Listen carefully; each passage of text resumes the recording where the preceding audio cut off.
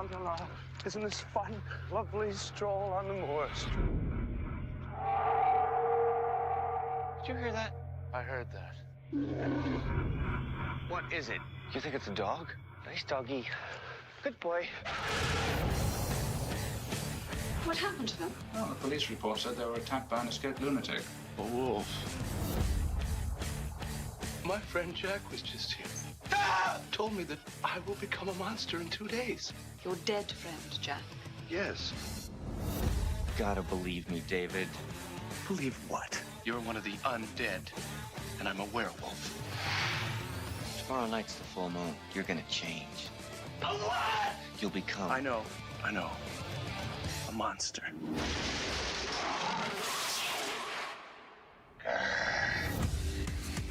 A naked American man stole my balloon. What? What did I do last night? You don't remember? The last remaining werewolf must be destroyed. It's you, David.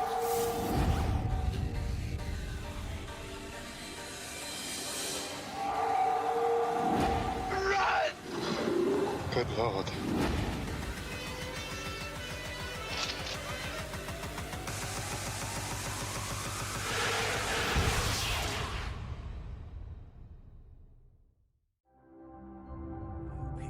Viewpoints and beliefs presented on this program do not necessarily reflect those of the management, the affiliates and broadcast partners, or the sponsors. Listener discretion is advised. Scarefest Radio, the radio you can see.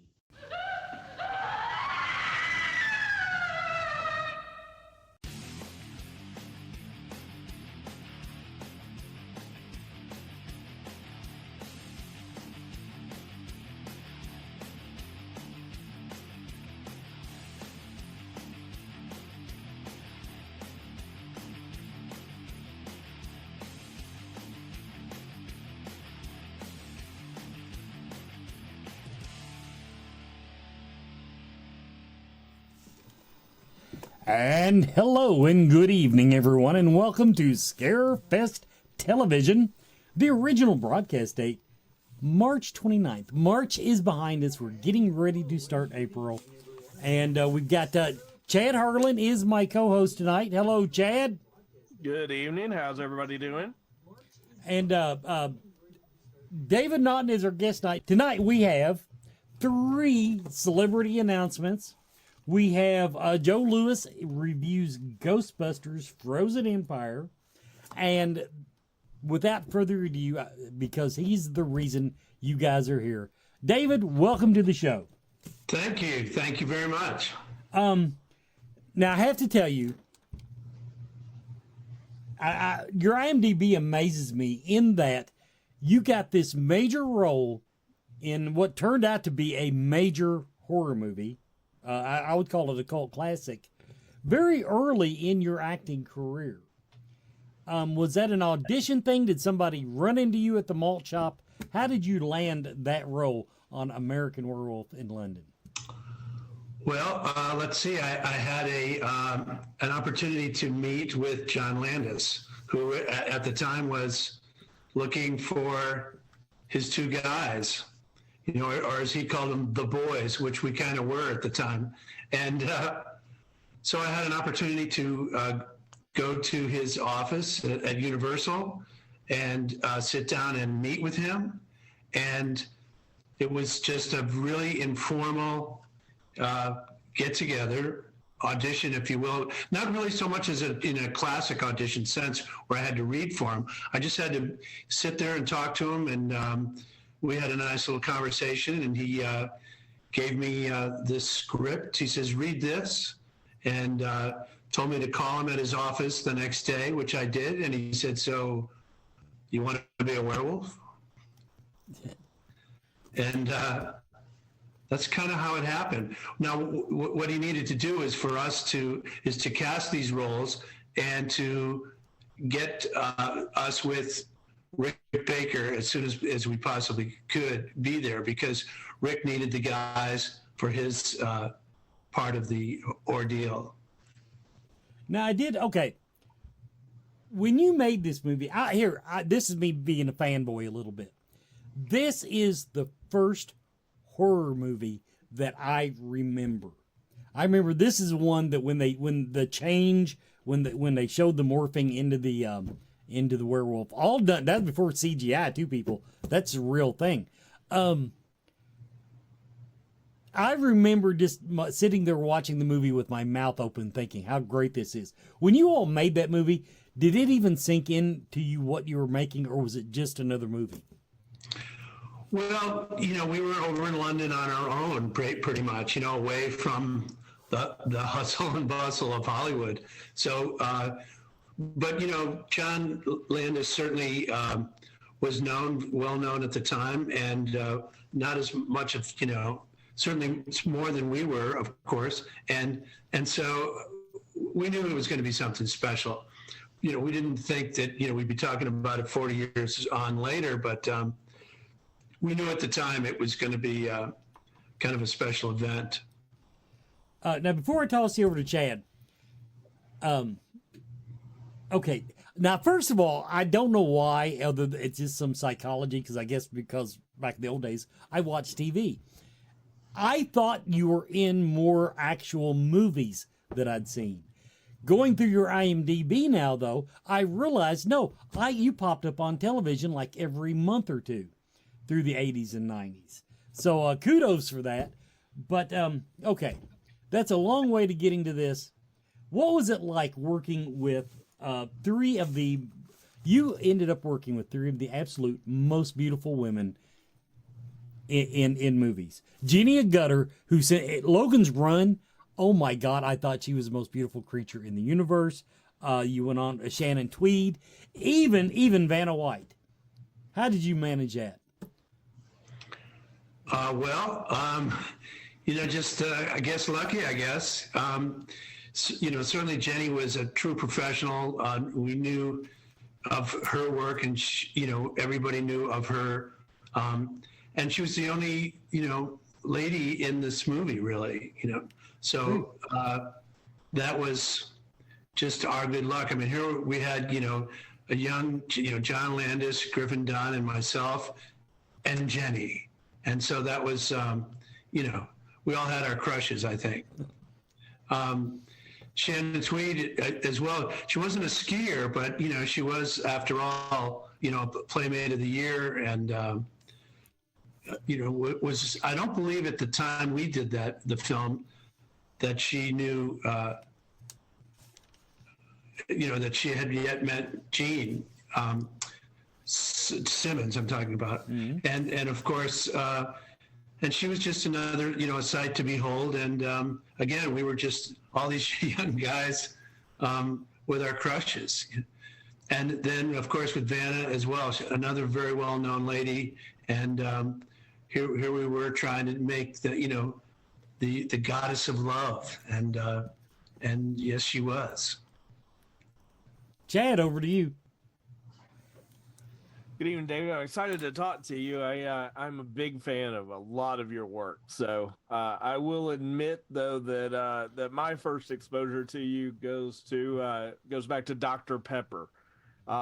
So that is my first exposure. I will say that throughout those commercials, you had incredible singing and dancing skills. Was that something that came natural, or something that you had been working on throughout, or was that something? Well, certainly, yeah. I had, I had studied and gone to a drama school in London, in fact. Again, that was one of those situations where I was cast in New York, which is, one of the best places in the world to find professional dancers, which I was not. And I think I realized that that's what they were looking for, was someone a little bit more, I don't know. I think as they were telling me, just sort of all-American versus, a trained dancer. Not to say that dancers can't look all-American, but I was, I felt really lucky that that my dance level was not what I saw in the room when I was in there auditioning. And yet, I was just kind of kicked back and had a good time, and they sort of picked up on that. It certainly came across. I thought it looked amazing. And who knew? 20 years later, the whole flash mob scene started, and your commercial was kind of the first flash mob. Yeah, nobody knew. They were. Well, they were just. The company was very cutting edge, and and we had a great group of people at the ad agency. And the idea was to sort of create this new idea of being a Pepper was the sort of campaign that I headed, and it caught on. It certainly did. Like I said, it was. I walked around for years singing that song in my head, so it was an earworm. Yeah, absolutely. Yes, it was, and for me as well. I'm going to transition from that to probably the most frequent question you get asked, but I'm going to go ahead and get it out of the way for the people watching. What was it like doing the prosthetics and the transition in American Werewolf? I know it was all practical effects, so can you talk to us about what that experience was like being the actor doing it? Well, it was something that I couldn't really prepare myself for because nobody had done it. There wasn't anybody I could call and say, hey, so tell me about Rick Baker, who I'm working with, and what's he going to put me through? Nobody really could tell me, and I had to sort of experience it. As Rick himself has admitted, he goes, yeah, we tortured the boys. But in actual fact, we had to do these practical makeup effects, particularly, making molds of our arms and our legs, and my head I had to do about 5 times, so that that was probably the hardest and most trying aspect of it, in the sense that you're inside this sort of cast, and you just you got to have that leap of faith. I said, you guys done this? You go, oh yeah, once we tried it once with one of our guys. Oh, okay, well, good. That's very hard. Oh, what more do you need? Yeah, really. Well, I will say that even in the days of CGI that we're at now, that was probably still one of the best on-screen transformations that's ever occurred. No, I appreciate that. Thank you. Yeah, I think that when people talk about practical makeup, that's one of the films that you have to point to, I think. Absolutely. And like I said, I think it holds up against CGI too. I think it was an amazing job, and it's like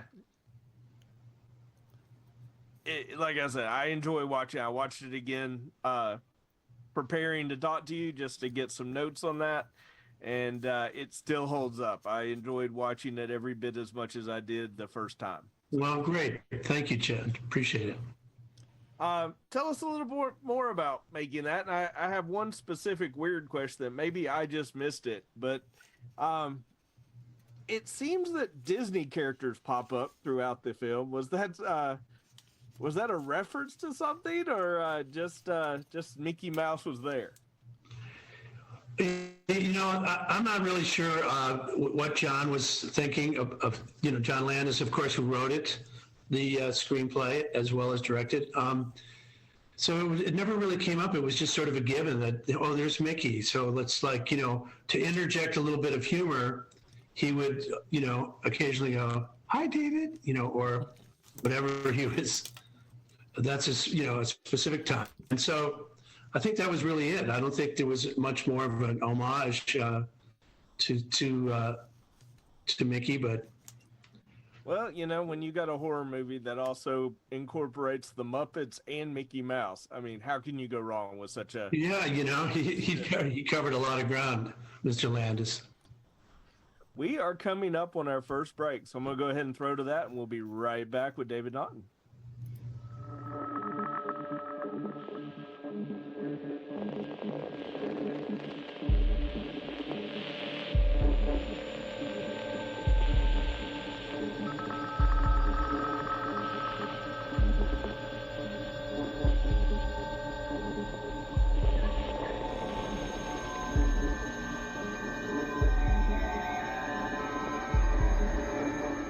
Is a 2024 Scarefest Weekend sponsoring vendor. The Bombs makes bath and body products for everyone.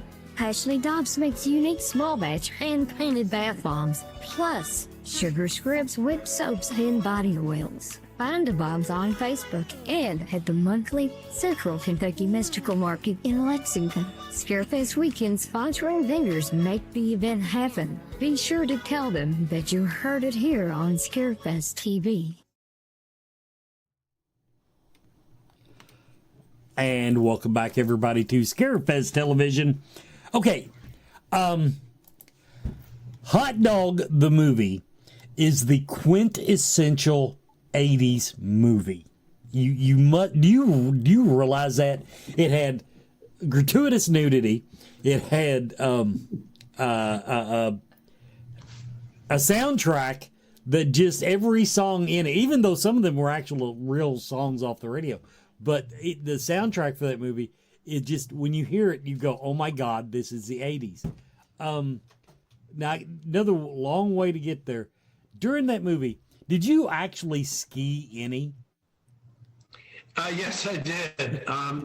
There were different levels of ability by all the actors because, we're making the film on the side of a mountain. Right. And so, there was always the challenge was, okay, you got to get to the location. And that required, putting on skis, getting on a lift, getting up there, and then skiing down to wherever the location may or may not be. Now, not everybody was, had the same level of ability. In fact, this was back in the day when chairlifts, they were, you could slow them down and stop them. But we were dressed as racers. Many of us, we were dressed as these sort of downhill, freestyle skiers, which is what a hot dog really is a freestyle skier. So there were a couple, of actors who were not particularly adept at skiing, and yet they were dressed as racers with bibs. So when they got up to the lift, they had to ask for the lift to be stopped. They could get on it, whereas the lift operators were going, wait a minute, what are you talking about? You're obviously you're a racer. And so we had to, clarify that all around the mountain, is that there is this film being, ongoing. And if you're asked to slow it down, it's because of the situation with the actors on it. But yeah, I did some skiing. Obviously a lot of the stunts were with professionals. But yeah, we did. The reason I ask it, now, first of all, to give you background on my memory of this movie, I remembered the movie. I could almost quote you the poster and, the video box, whatever. I started watching it, and 10 minutes in, I realized I don't remember a thing about this movie. And I guess I saw it because this was the quintessential drive-in movie. That was the target audience back then for that movie. But the reason I asked that question, one thing I kind of paid attention to watching it this time, you were on a mountain and you were always holding skis. I don't think I ever actually saw you even standing with a pair of skis on in the movie. So, well, let's see. There was. I'm trying to point to a specific scene where, we were skiing. We did a lot of, hey, get the goggles on and push, as we leave frame. Right. There's a lot of that stuff going on. I guess there's something that it probably was you. I just couldn't identify you, and at some point, it's Hollywood. So there's, stuntman took over. That was just something that has kind of bugged me. Now, I was just going to say the big ending of this film, it's called A Chinese Downhill. Yeah. Where we all take off this cornice. And at that point, that's when you really want to have a ski double, because this was as steep and as dangerous as any, as anything certainly I'd seen, but as anybody had seen at the time that we made that film. So, we were saying, what the heck is a Chinese downhill? Well, watch what happens. And, it's basically a race to the bottom as fast as you can get there. That's the point of what's set up and the big crescendo of the film. So we were darn happy to have almost everybody doubled. Yeah, I think everyone was doubled on that film. Quick follow up. Why is it called a Chinese downhill? Do you know? No, I don't. I think I think it was a no holds barred, anything goes. Get down to the bottom as any way you can, and I think that was just the phrase of the day. It worked. I mean, yeah. Chad, over to you.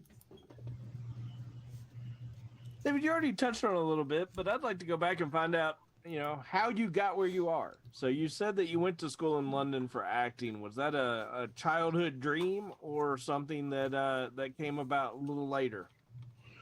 No, I had gone to, the traditional high school in Connecticut.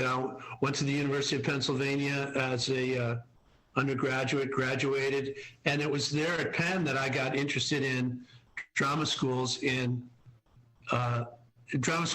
period, but also the idea of studying abroad in Great Britain. So that was really how that started. It was, knowing that maybe getting some training would be a good idea. It's something that I've always, encouraged, is to, get some training first and then, decide where you want to start and good luck. And so that was basically what I did. So I was accepted to a drama school in London called the London Academy of Music and Dramatic Art, Lambda for short. And I went over there and studied for a couple of years. And it was really an eye-opening experience in the sense of seeing so much live theater, which was really sort of my idea of where I was going to take my career. Little did I know, I really didn't have a whole lot to say about it. And so that's how that happened. Well, certainly foreshadowing. You start out in London and then you make a movie about being. Well, I know it. It was 5 or 6 years later, after having been a student, that I came back with the John Landis project. And it's just amazing to get to work with him, I'm sure. I mean, you spoke very highly of him earlier, but he was certainly already coming off a couple big hits and headed up. So I'm sure that that was quite the experience too. Oh, it certainly was. He was a very funny guy. Keeps you on your toes. Also very decisive. He knew what he wanted. It wasn't, in fact, oftentimes we would want to do more takes, and he'd say, "I got it. I know what I need." And you kind of have to, have that trust that what he got, I hope, is what he wants. And so there was a lot of that. Well, certainly he knew what he wanted, because the most of his projects turned out extremely well. So he knew it when he saw it. Yeah, he did. That was, something that we all had to sort of get used to. Was that, man, he got it. Let's go. Should we go again? No, let's not. Let's go. He says, "I got it. Let's go. We're moving on."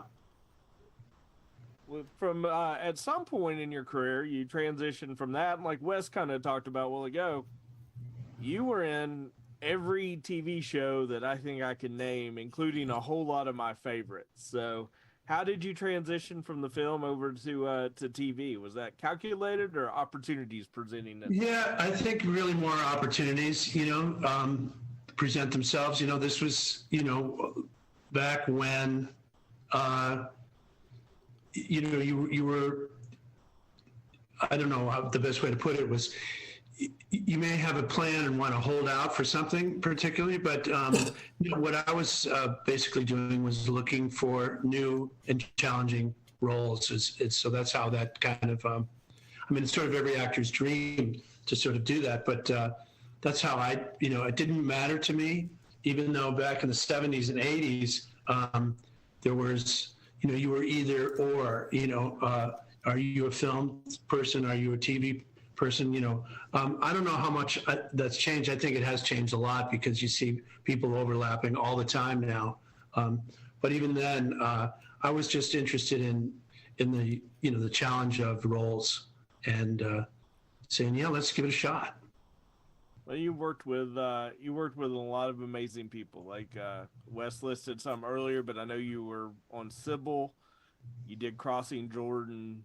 One of my favorite shows of the '80s, I think it was mid to late '80s, was My Sister Sam. I know you were on that. That was an amazing cast.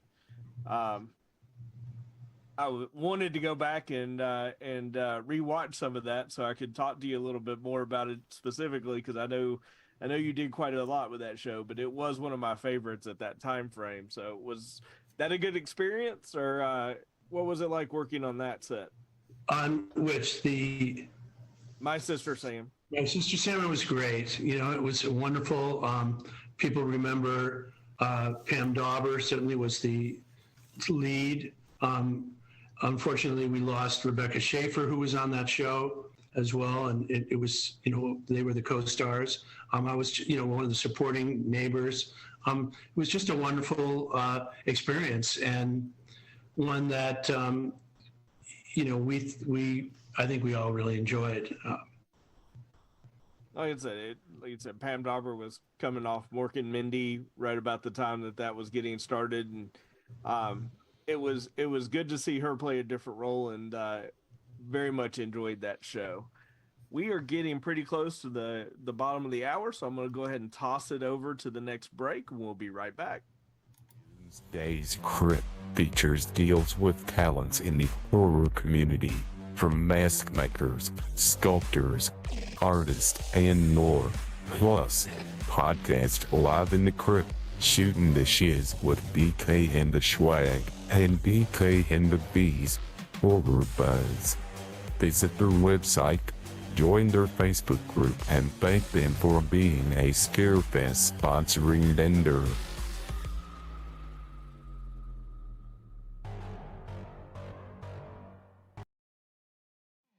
Are you a fan of horror movies, books, comics, music, and collectibles?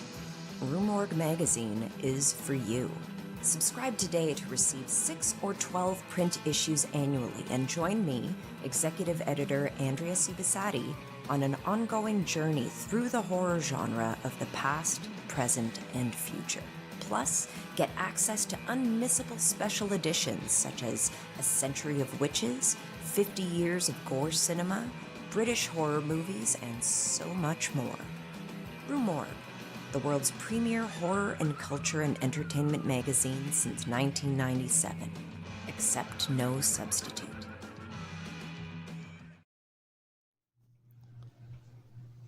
You remember everyone back in that year, that lovely, lovely year, 2020, when we had the cast of the Blair Witch Project coming, and then we had to cancel it all. Guess who's coming to Scarefest 2024? We've got Heather Donahue, we've got Michael C. Williams, and yes, we have Joshua Leonard. We have our cast reunion going again. They will be at Scarefest this year, Scarefest 2024, coming up this October.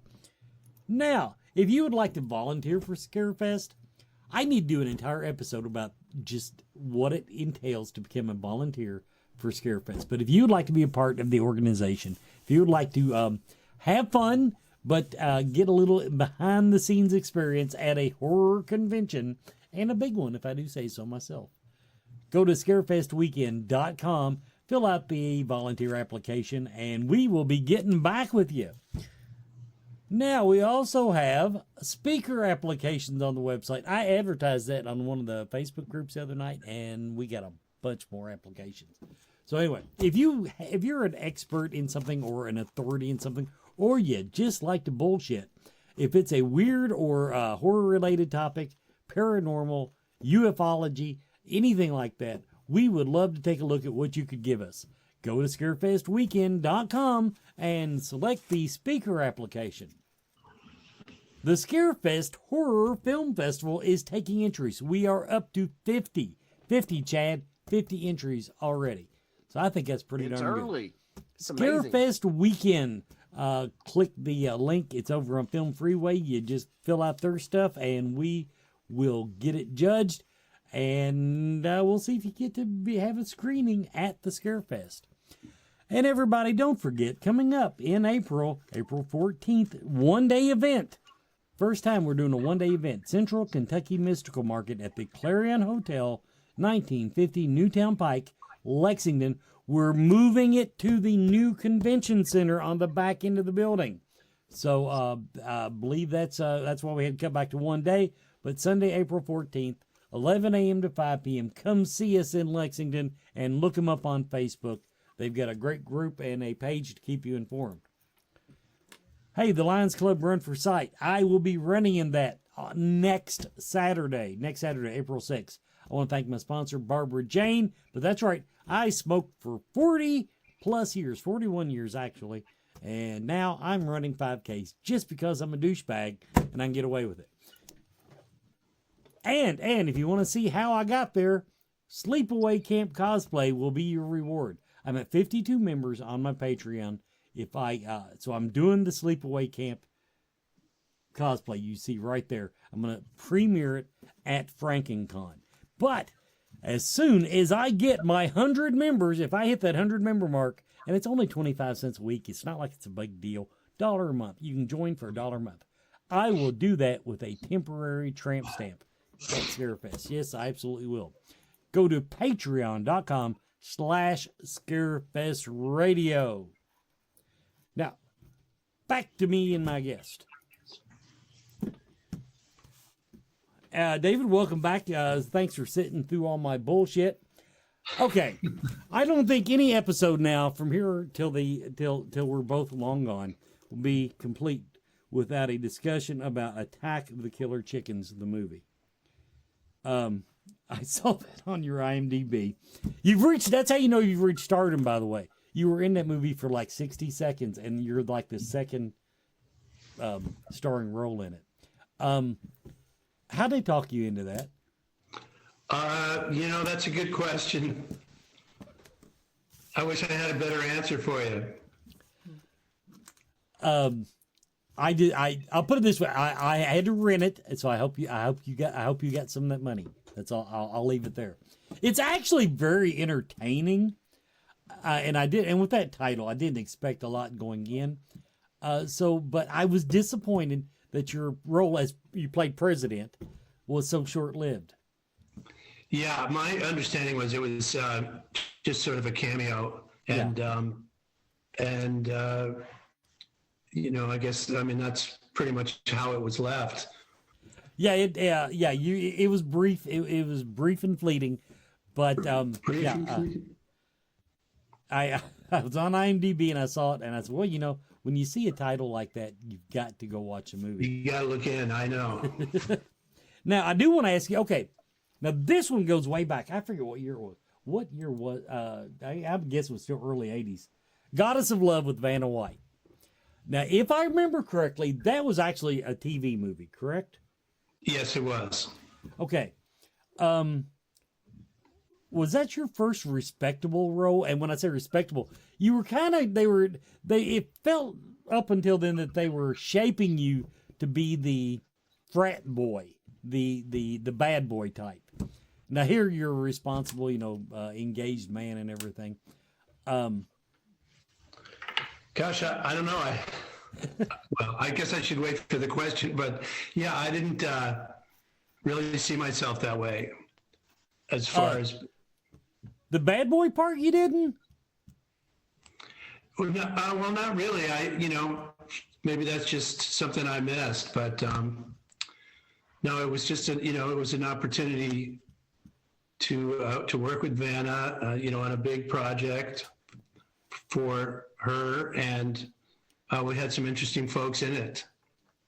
Now, correct me if I'm telling the story wrong. The way I remember it, and I don't remember watching it when it came out on TV, but I do remember the buzz behind it was basically, correct me if I'm wrong now, she wanted to do a movie, and so they did this to keep her happy because she was a big, hot commodity back then. Is that kind of the story behind it? Well, I don't really know how that came to be, as far as her wanting to do that, but I'm sure it was something that, that they searched for a project for her, and that's how that, that's what they agreed to do. I wasn't privy to those discussions. Well, it was all over the trade, man. It was in TV Guide, I think. Okay, now I do want. Okay, now to get serious, I want to know. You've kind of been with, especially with TV. You've been all over the board, genre-wise. A lot of comedy. We're American Werewolf in London. That's one of the things I found that I really liked about it. It kept its sense of humor, despite being graphic. What type of movies does David Naughton watch? Oh gosh, I like good scripts. I like good story. So I think story is really sort of the key to a good film. That's what inspired me to read and want to be in this film. Of course, was the fact that it's not just what would be called slasher type films.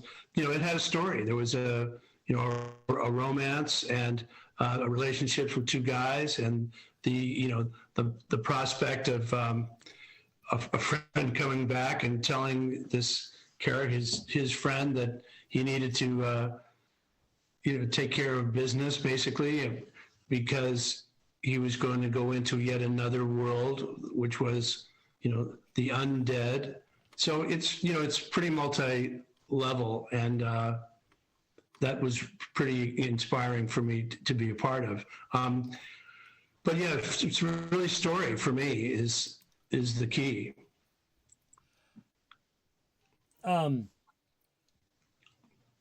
So when it comes to sitting down at your TV and watching a movie, you're happy with anything if it's a good movie. Now, and I kind of took from your answer, that's the way you feel about the roles that you took over the year. You were you just trying to be a working actor, or did you care deeply about what you did? Did you really put a lot of thought into the roles that you auditioned for or that you sought? Well, yeah, I mean, I certainly did. But yeah, most of the roles I took were, roles that, I would have to read for or audition for. That's the way things worked. For like a Seinfeld episode I did, which was, it's called The Red Dot. And it's kind of a favorite among people, primarily because, I don't know, I played just a guy who challenged Jerry and was on the wagon, off the wagon, that sort of stuff. So, yeah. Now this is a totally stupid question, but it's one of those things that I think of. Griffin Dunne, when the first time we saw him after he was slaughtered in American Werewolf in London, that makeup was absolutely amazing. Have you, in that movie or any sense, without going into everything, when you're up close to something like that, what goes through your head? Because on screen, it was very, very tactile. Well, you're watching it. You can't believe, how good it looks or how different it looks. It was just showing the masterful skill of Rick Baker. So, particularly, I think the first time I see him in the film, he comes in and visits me in the hospital, and I just can't believe what I'm seeing. So that wasn't too hard to play because this makeup was so incredible with his throat torn and. I think I'm not sure how much Griffin enjoyed it, but you catch yourself staring at it basically. So you're saying it looked as good close up as it did on screen? Oh yeah, it really did. And I think that was really the question: is how is it going to look on film? Nobody really knew. At the time, which is why Rick Baker was asking for as much time as he needed, and he was given that by Mr. Landis, and it paid off because, well, as you can see, it's quite graphic and yet very memorable. Dad, over to you. I'm going to do a brief callback to actually last week's episode and tie it together to here. last week we had Adam Green on, and of course he was the writer, producer, and star of Holliston. I think you did an episode of Holliston. Can you tell us a little bit about that? I did. And what happened on there? Well, it was, there was an improv and so forth. And he was, I was quite taken by how they were, worked. And so, I knew that there was going to be obviously references to American Werewolf. And you just kind of, suit up and show up and, go along for the ride. I told him when we talked to him last week, it was a throwback to me. It really reminded me of the old sitcoms like Mama's Family and stuff like that, the way they produced it and shot it. So I can only imagine it would have been a good time to be on. Yeah, it was a good time. Yeah, that was my biggest memory of it. It was fun, and he was a really good guy. So, like I said, I just was tying the two episodes together because that was last week, and we had that connection. There you go. Yes, you did. Let me ask you about voiceover work. How did you make that transition? And tell us about some of your projects.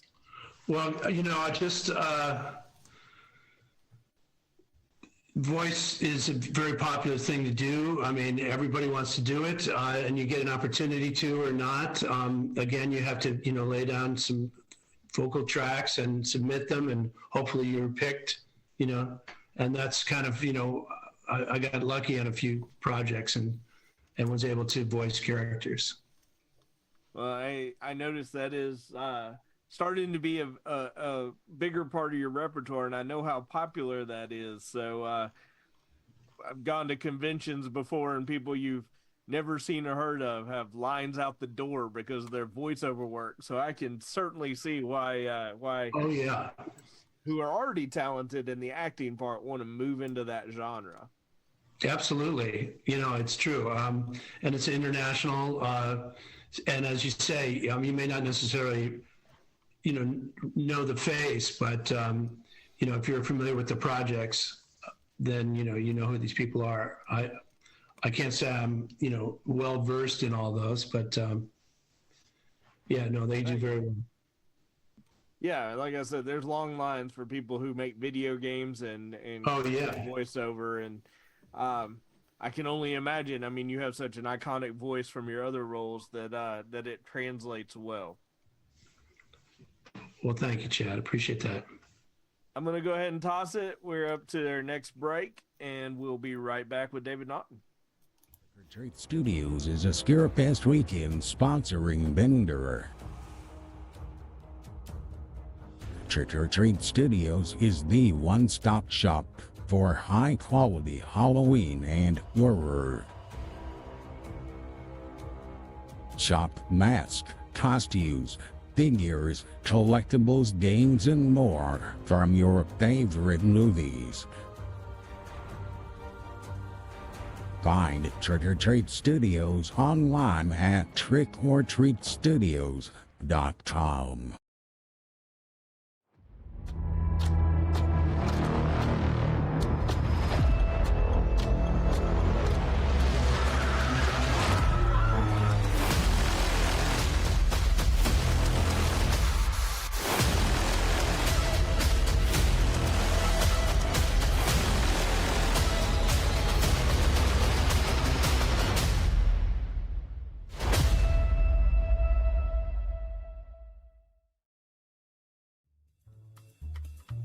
Hey, Scarefest fans, this is Joe Lewis, joined today by somebody who's extremely important to his mother. Not so much, I'm joking, to me. Now, what do we have in common, Q?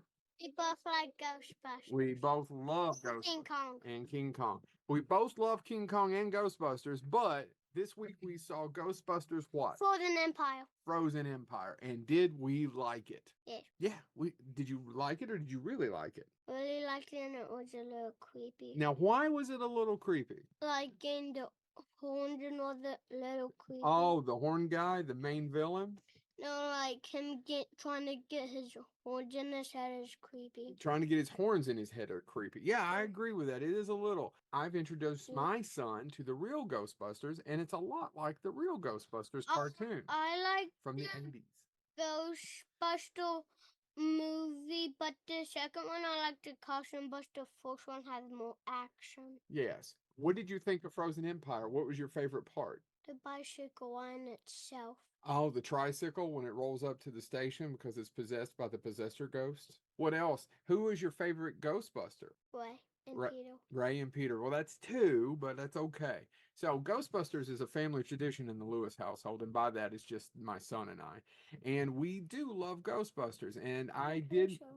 Yes, you can show him that in a second.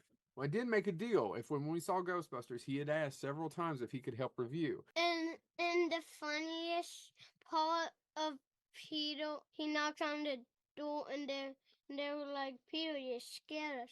And then when they're getting ready to fight the bad guy, he says it's all dark and horny at 12 o'clock. Tall, dark, and horny at 12 o'clock. And when they're fighting the possessor, it's in the pizza.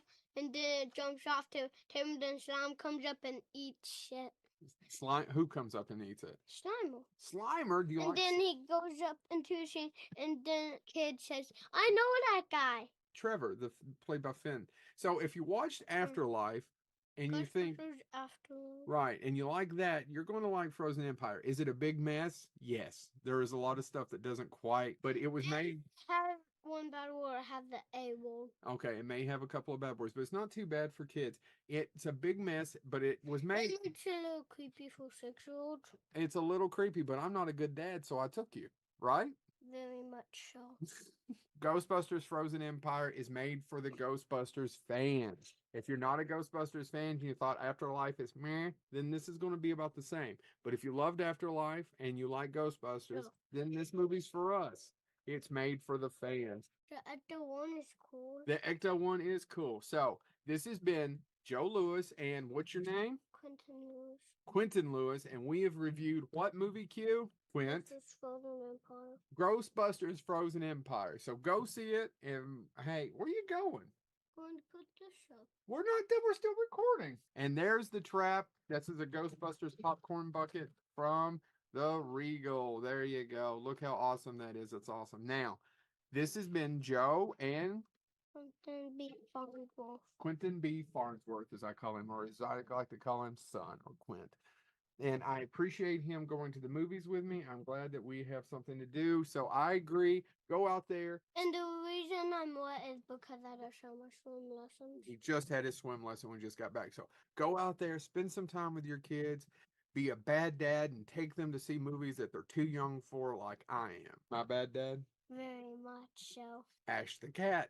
Thanks, Scarefest.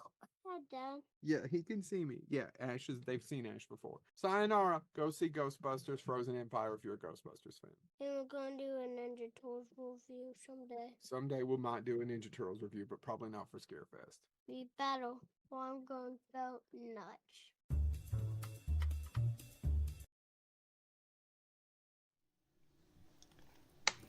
And welcome back, everybody, to the last few minutes of Scarefest TV with our guest, David Naughton of An American Werewolf in London fame. I'm gonna beat Hot Dog to death. Was that a product? Who was the Olympic skier that everybody fell in love with? Chapin? I'm trying to remember what her name was. I want to say Susie, but oh gosh. I just think I thought that was an odd place or set of circumstance, however you want to phrase it, to put. In other words, skiing is not that widely popular to build a movie around it, but I think back then it was, and I think that was the reason everybody had fallen in love. And people in the chat room, somebody's going to remember her name. Sandy, you would remember, because I know that's your generation, but there was that beautiful young blonde skier that did freestyle. I had never paid any attention to freestyle. Yeah, I'm trying to think. It was like Susie Chapstick, I think was. Yeah, that's what they called her because she did chapstick commercials. Right, I believe so. Yeah, I don't know exactly what her was. It Chapin? I can't remember what her. I don't know if I'm spelling it wrong or what, but it's not popping up. Anyway, so I just, I wanted to get my timeline straight. Susie Chafee. Chafee, that was Chafee, it. That's it. Chafee. Susie Chafee. Yep. Yeah. No, Well, what no, year did she win? I'm sorry. No, I was asking my producer what year she won because I think I'm playing detective here. I'm. It was popular at the time. I mean, I remember several ski movies and a lot of commercials where there was skiing going on in the background as the. So it was a timely subject matter. But I think it was all up to her. That was my point. I think it caught on after David made Hot Dog. I think that was the catalyst for skiing taking off. You know, I don't really know. I know that it was certainly popular, did well, and you know, there were still, you know, to this day, people have hot dog parties and where they try to dress up as their favorite characters, you know, and they screen the film, and you know, it's just a big old party, as that was. Okay. Now, do you have any? We're at the end of the show. Do you have any appearances that you want to plug around the country? Because everyone can't make it to Lexington, but we go nationwide. We're on the internet. It's like worldwide. Yeah. Well, yeah, certainly. Yeah. I mean, Scarefest is what I'm looking forward to in October. Let's see. There's Texas Frightmare. You know, that's in May. You're doing that one, okay? Yeah, I love Texas Frightmare. Yeah, so I'd probably leave it at that. There are others, sort of, you know, we're talking about, but good enough. So everybody, if you can't catch him in October here, Texas Frightmare is coming up in May, right? Yes. Yeah. So I won't get to go this year. Brandon's not going to foot the bill for me to go out there and get drunk for 3 days. So I guess that's my life. Next week on Scarefest Television is the council episode. Everybody, the council will be back. Brandon, Adrian, and myself telling you about how planning behind the scenes is going. And I want to thank you, David, for coming on with us tonight. We're going to let you go now and look forward to meeting you in October. Because now I think I was there last time you were there, but I was like a peon and not up in the organization like I am now. So now I might actually get to meet you. I still am. Well, that's nice to hear, Wes. And Chad, thanks so much. I appreciate it. Thanks for coming on. We'll look forward to it. Everybody, this has been Scarefest TV.